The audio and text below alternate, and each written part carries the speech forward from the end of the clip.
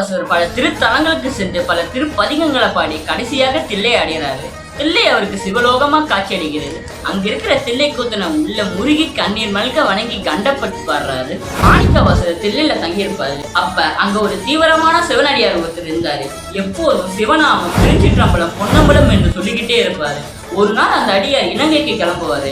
அவர் எப்போதும் சிவ சிந்தனையிலே இருக்கிறதுனால அங்க போயும் சிவநாமம், திருச்சிற்றம்பலம், சிவன் புகழை சொல்லிக்கிட்டு இறைவனை பத்தி பெருமையா சொல்லிக்கிட்டு இருப்பாரு. அப்போது அங்க இருந்த ஈழ நாட்டு அரசன் அந்த அடியாரை அழைத்து திருச்சிற்றம்பலத்தின் பொருள் என்னன்னு கேட்பாரு. அடியாரும் அதோட சிறப்புகளையும் தில்லை பெருமானோட சிறப்புகளையும் எடுத்து கூறுவார். இதை கேட்டு அங்கிருந்த புத்த மதகுரு, திருப்பியகம் அருளியே எங்கள் புத்தனை விட வேறு தெய்வம் உண்டோ என்று கூறி, இன்னைக்கே நான் தில்லைக்கு வந்தேன், சைவத்தை வென்றேன், புத்தனே கடவுள் என்பதை நிலைநாட்டுவேன் என்று கூறி அவரும் ஈழ நாட்டு அரசனும் அவருடைய ஊமை பெண்ணுடன் தில்லை நோக்கி புறப்படுறாங்க. தில்லையை அடைந்ததும் புத்தகுரு அங்கிருந்த அடியார்களை விவாதத்திற்கு அழைப்பாரு. தோத்துட்டா புத்த சமயத்துக்கு மாறணும் தான் விதிமுறை.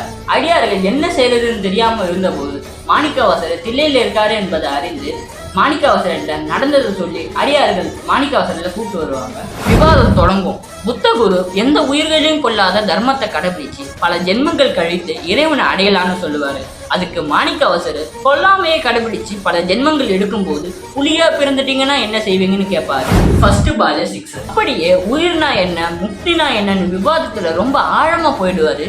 புத்தகுரு புத்த மதத்துல அடிப்படை நூலான திரிபிடகத்துல என்னென்ன முரண்பாடுகள் இருக்குன்னு சொல்லுவாரு. லாஜிக்கலா எல்லாத்துக்கும் பதில் சொல்லுவாரு.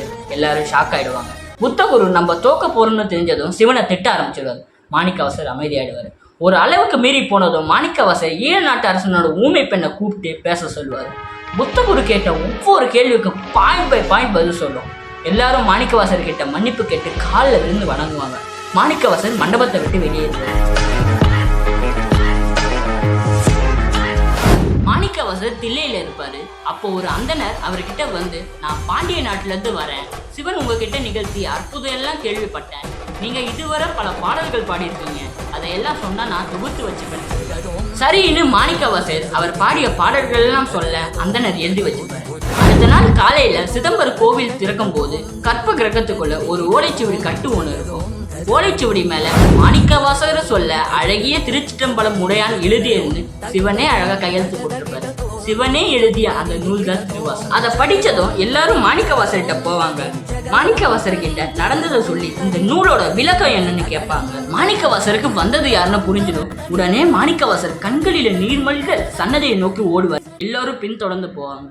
திருவாசகத்துக்கு விளக்கம் கேட்ட தீட்சிதர்களை பார்த்து சிவனை காட்டி இவர் தான் விளக்கணும் சொல்லி சிவனோட இரண்டரை கலந்துருவார்.